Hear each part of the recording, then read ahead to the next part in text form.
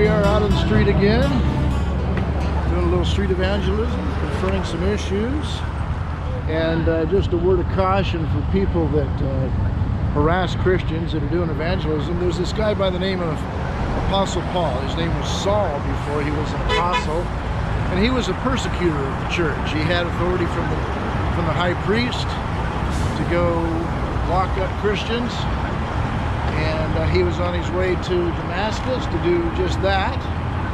And lo and behold, he was struck blind. And when he was struck blind, he heard this voice. And this voice said something to the effect, "Why do you kick against the goads?" And Apostle Paul says, "Who are you?" He says, "I'm Jesus, whom you were persecuting." So if you want to persecute the church and persecute Christians, things might not go too well for you.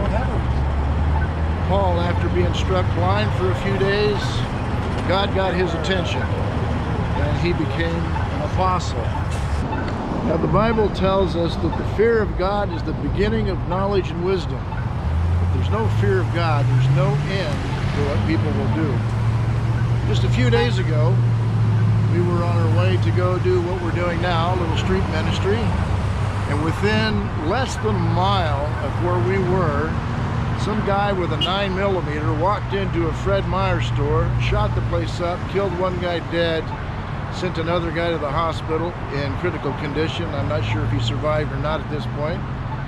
But see, the guy that was shot, surely he had no idea that was his day. And the question is, was he ready? You know, only God knows. But you never know. There's a lot of lunatics walking around this planet these days. You could be either shot or run over by a drunk. There's no end. I mean, the nature of sin is it spills over on all of society. And so we need to be prayerful that God protects us. And we've all known people that can't keep a job because they always end up knowing more than the boss, right? So after a week or two, the boss just gets fed up with it, has to send them packing. Well, a lot of people think they know more than God. They know more than the Bible. They don't need the Bible, right? So they dream up a God according to their own convictions, according to their own imagination. You know, it's like God created man in his image, and then these people turn around and they create a God in their image.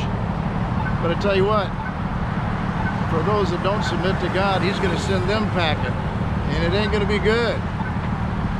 Jesus talked more about hell in the Bible than he did about heaven.